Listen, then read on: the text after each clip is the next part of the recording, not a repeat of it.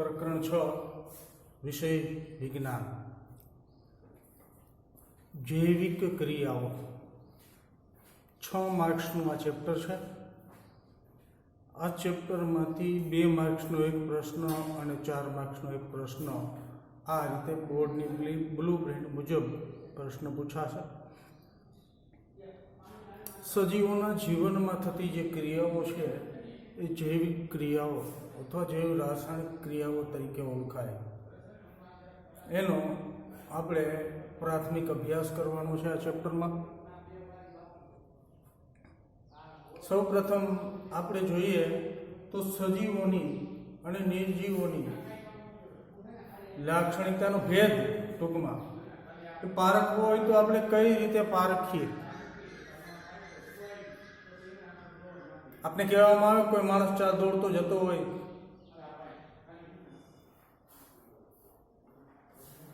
ગાય જતી હોય, કૂતરો જતો હોય, કૂતરું ભસતું હોય તો આપણે કહીએ તે સજીવ છે.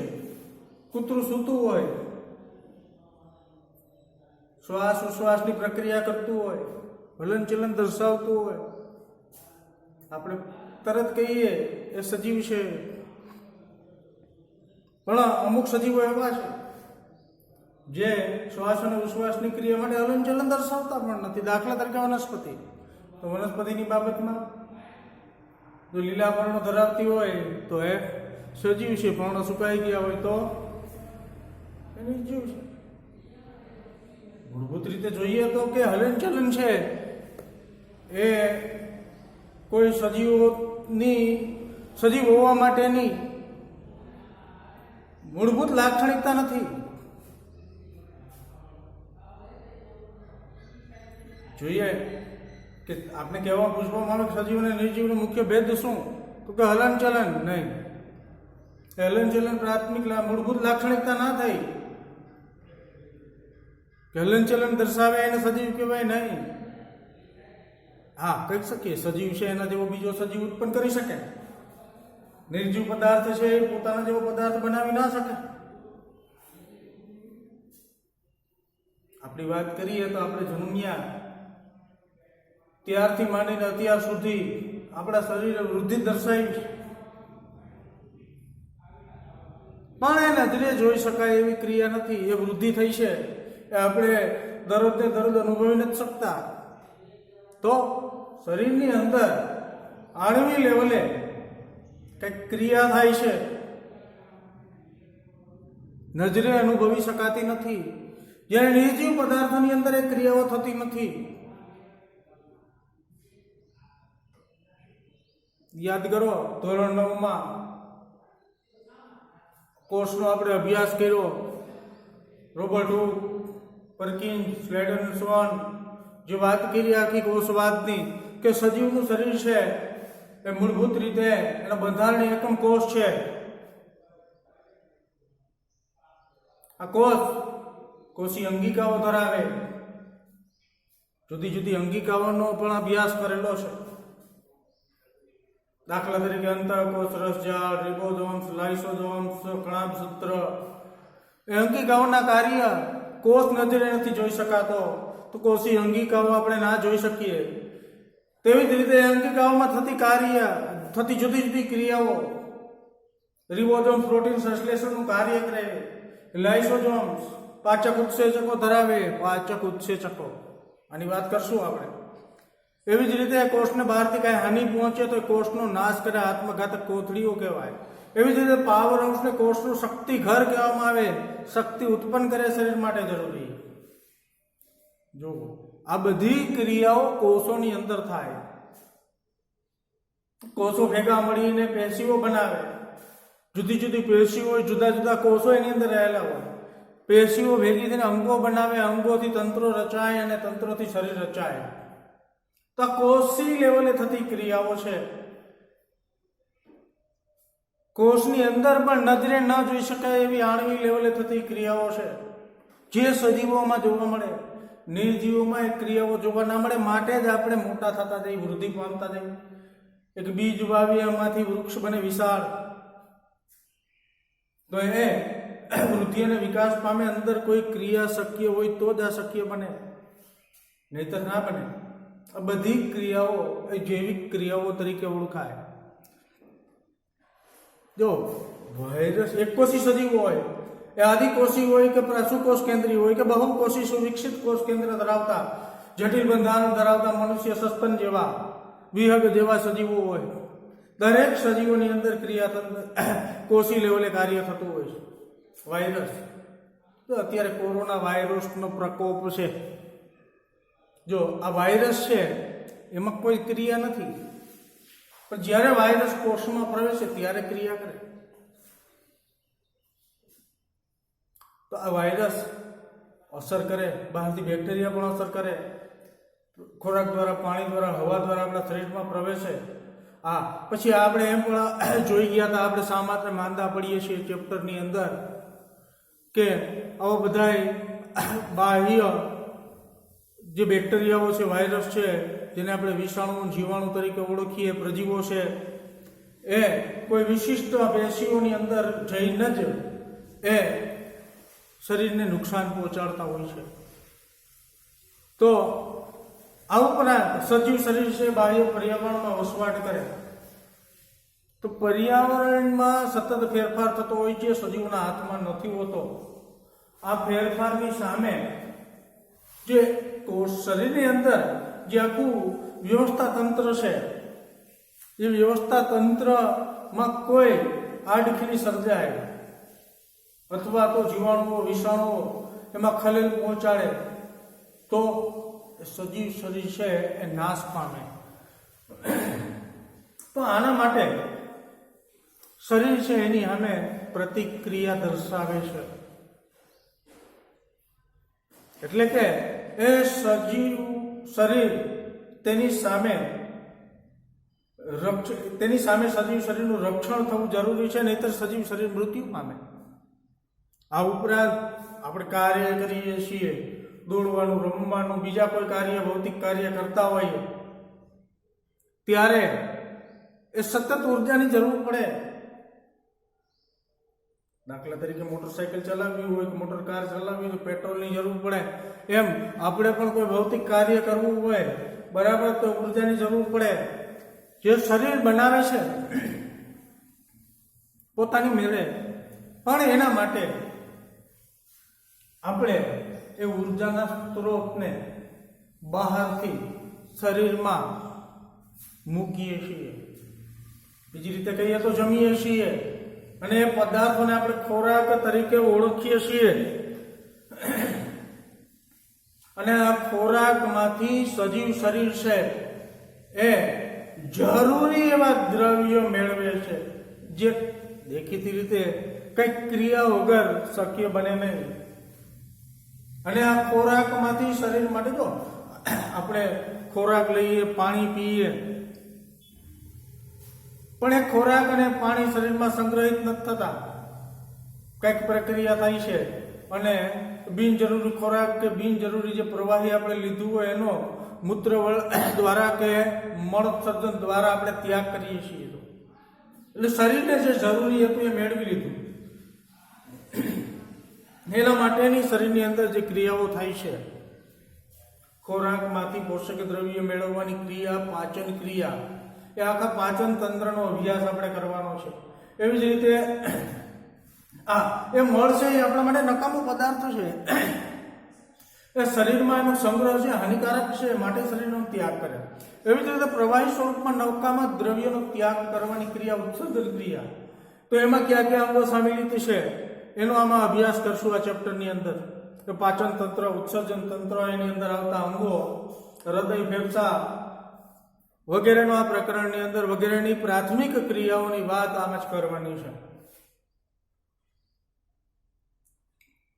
હવે આપણે જોઈએ, મેં હમણાં વાત કરી એમ કે જે ખોરાક આપણે ગ્રહણ કરીએ એ ખોરાકનું જરૂરી, શરીરને જરૂરી એવા પદાર્થો.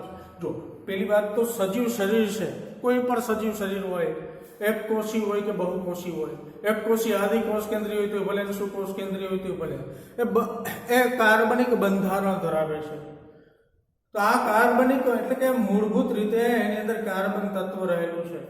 તો આ કાર્બનિક બંધારણ ધરાવતા સજીવ શરીરના વૃદ્ધિ અને વિકાસ માટે કાર્બનિક પદાર્થોની જ જરૂર પડે.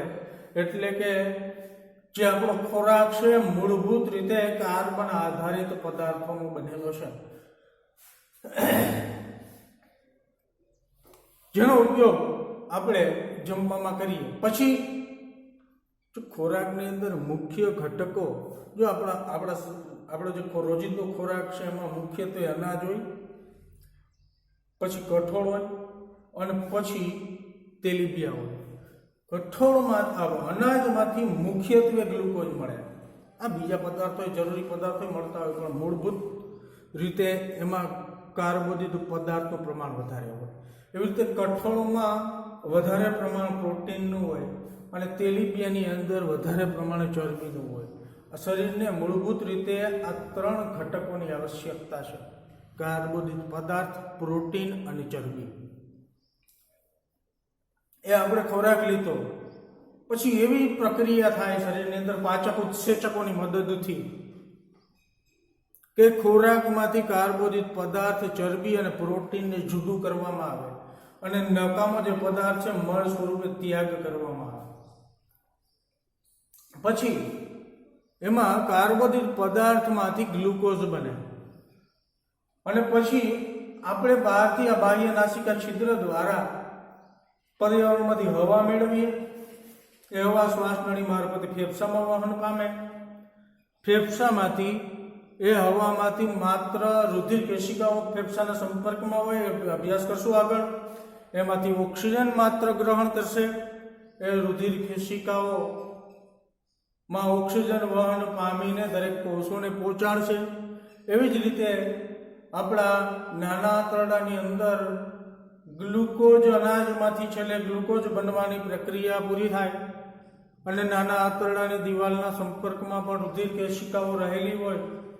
એ રુધિર કેશિકાઓ ગ્લુકોઝને લઈને શરીરના દરેક કોષોને પહોંચાડે અને આ ગ્લુકોઝના ઓક્સિડેશનથી, ઓક્સિજન સાથેના સંયોજનથી એટીપી નિર્માણ પામે. કોઈ પણ સજીવની અંદર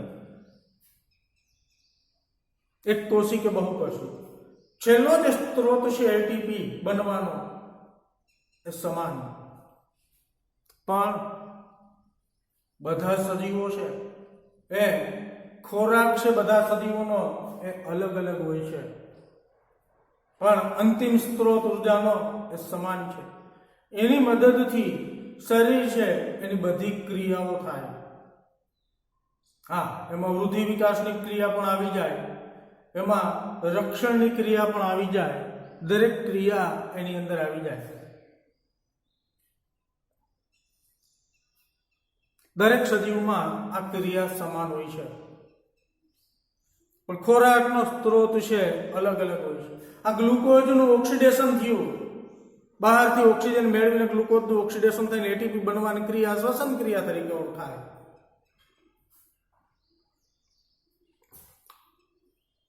એટલે આ ચેપ્ટરની અંદર આપણે એનો પણ વ્યવસ્થિત આપણે અભ્યાસ કરવાનો છે.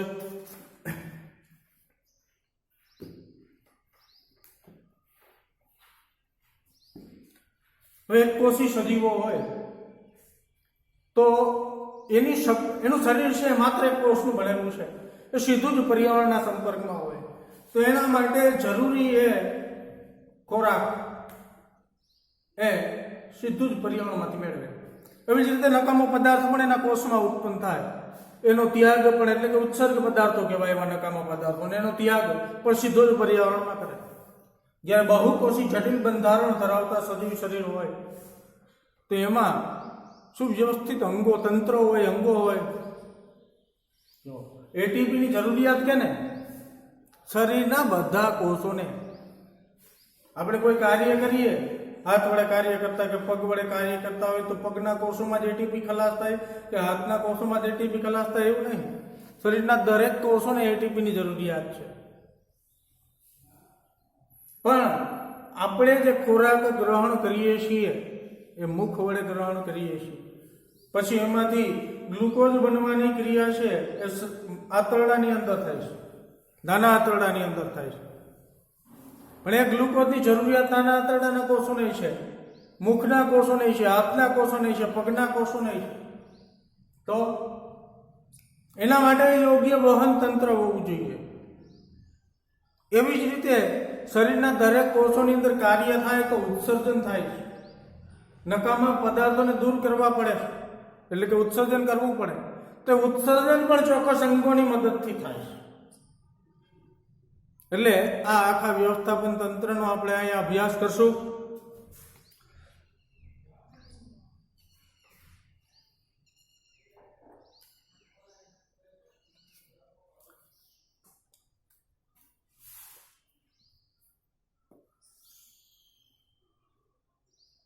હવે અહીંયા મુખ્ય બે પ્રશ્ન અત્યાર સુધીની અંદર આપણે જોયા કે ખોરાક એટલે શું?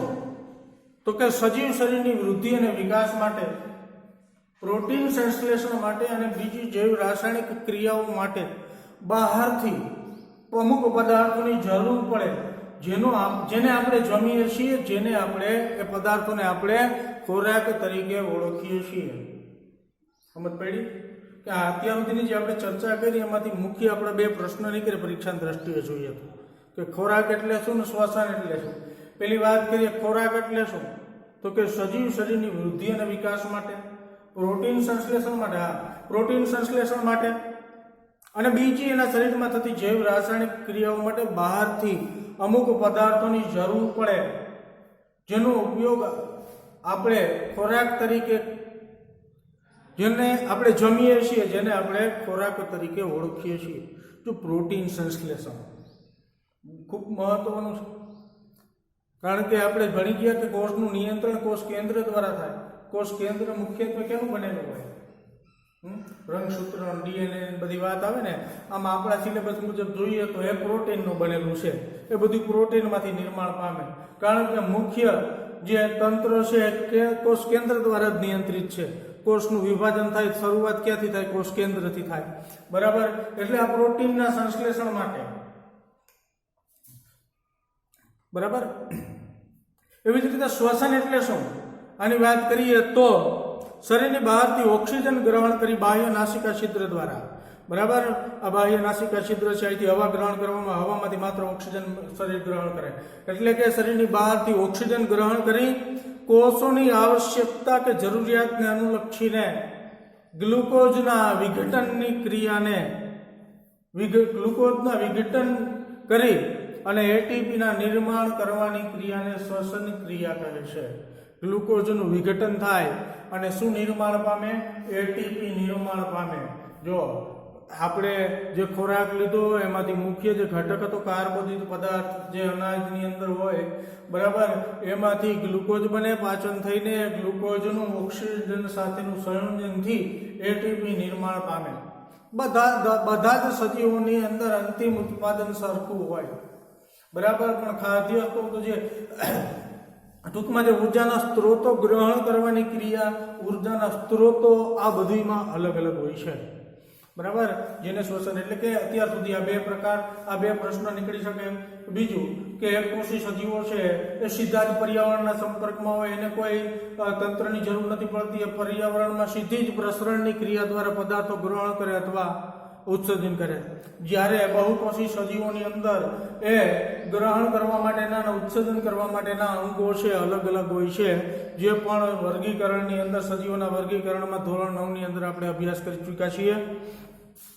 પછી વાયરસ છે એ સજીવ અને નિર્જીવને જોડતી કડી કહેવાય. બરાબર. આવા નાના નાના પ્રશ્ન છે એ આમાંથી આપણને મળી શકે છે. હવે જો પંચસૃષ્ટિ વર્ગીકરણ કહ્યું હતું રોબર્ટ વિટેકરે, કે પંચસૃષ્ટિ વર્ગીકરણ કેવી રીતે? મોનેરા સૃષ્ટિ, મોનેરા, પ્રોટિસ્ટા, ફૂગ, વનસ્પતિ અને પ્રાણી. વનસ્પતિ કેને કહેવાય? પ્રાણી અને વનસ્પતિનો મુખ્ય ભેદ શું? પ્રાણી કોષ અને વનસ્પતિ કોષનો કોષી લેવલે આપણે વાત કરીએ તો કે પ્રાણી કોષ છે કોષ દિવાલ ધરાવે છે, વનસ્પતિ કોષ દિવાલ ધરાવે છે, પ્રાણી કોષ દિવાલ ધરાવતા નથી. બીજો ભેદ શું? તો કે વનસ્પતિ કોષની અંદર હરિત દ્રવ્ય હોય છે, પ્રાણી કોષમાં હોતું નથી. એવી જ રીતે ફૂગ અને પ્રાણીઓમાં સમાનતા શું? તો કે ફૂગનો કોષ અને વનસ્પતિનો કોષ બે કોષ દિવાલ ધરાવે, આ સમાનતા. પણ ભેદ શું? તો કે વનસ્પતિ કોષમાં હરિત દ્રવ્ય હોય, ફૂગમાં ના હોય. બરાબર. એ ફૂગમાં અને પ્રાણીમાં બેમાં સમાનતા થઈ એટલે કે હરિત દ્રવ્ય નથી. તો ફૂગ અને પ્રાણીનો ભેદ થયો. પ્રાણીમાં કોષ દિવાલ ના હોય, જ્યારે ફૂગના કોષમાં કોષ દિવાલ હોય. બરાબર. આ બધા સજીવો છે અલગ અલગ પ્રકારના. એમાં મોનેરાની અંદર બેક્ટેરિયાનો સમાવેશ આવે. એમાં સાયનો અને સાઇઝો. સાયનો બેક્ટેરિયા હોય એમાં હરિત દ્રવ્ય હોય, જ્યારે સાઇઝોમાં ન હોય. એવી રીતે સુવિકસિત કોષ કેન્દ્ર ધરાવતા, જેને આપણે પ્રજીવો કહીએ, જેનો સમાવેશ આપણે સૃષ્ટિ પ્રોટિસ્ટામાં કરીએ, એમાં હરિત દ્રવ્ય ધરાવતા હોય ને હરિત દ્રવ્ય ન ધરાવતા હોય. બરાબર. એટલે કે જે કોષ એક કોષીથી માંડીને બહુકોષી જે કોષ હરિત દ્રવ્ય ધરાવે છે એવા સજીવો. હવે આપણે વાત કરીએ છીએ ખોરાક ગ્રહણ કરવાની, પોષણની વાત કરીએ. ખોરાકમાંથી પોષક દ્રવ્ય મેળવવાની ક્રિયાને પોષણ પ્રક્રિયા કહેવાય. તો આ જે સજીવો હરિત દ્રવ્ય ધરાવે એ હવામાંથી કાર્બન ડાયોક્સાઇડ, લીલ હોય એ ડાયરેક્ટ હવાના સંપર્કમાં ના હોય, પાણીમાં હોય તો પાણીમાં દ્રાવ્ય કાર્બન ડાયોક્સાઇડ, પાણી અને સૂર્યપ્રકાશની મદદથી ગ્લુકોઝનું નિર્માણ કરે અને એ ગ્લુકોઝના ઓક્સિડેશનથી એટીપી બનાવે.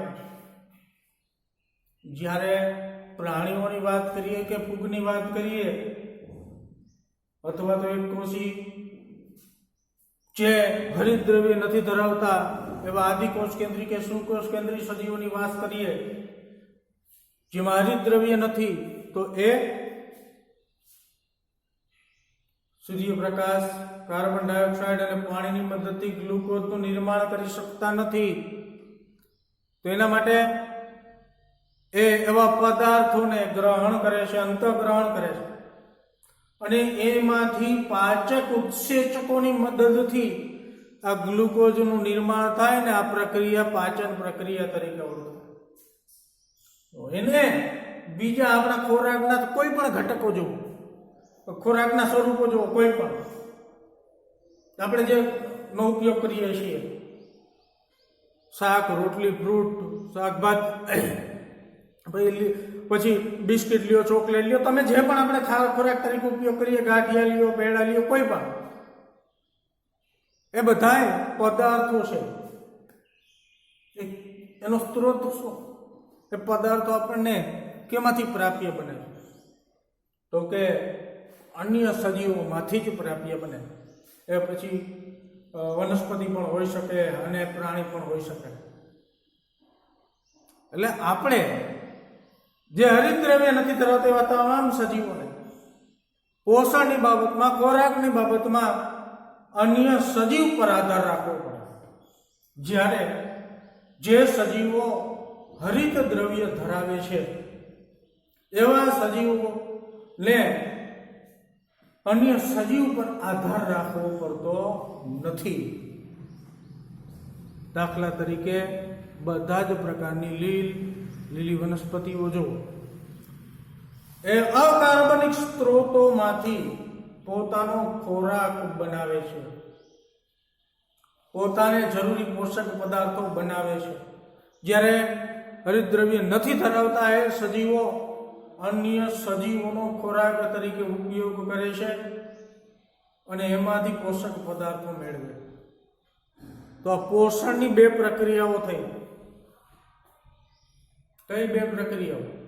કે જે પોતાની મેળે પોષણ મેળવે અને પોતાની મેળવે નથી મેળવી શકતા એટલે પોષણના બે પ્રકારો થયા, સ્વયંપોષી અને પરપોષી.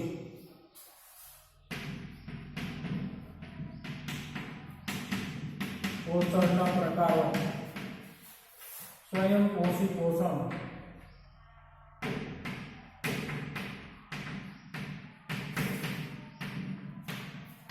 અને પરપોષી પોષણ.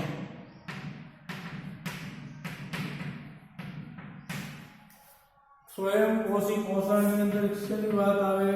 તો કે હરિત દ્રવ્ય ધરાવતા, ટૂંકમાં વાત કરીએ તો ઉદાહરણ નથી દેતા અત્યારે, હરિતદ્રવ્ય ધરાવતા તમામ સજીવો.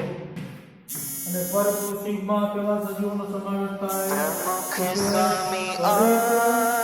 હરિતદ્રવ્ય વિહીન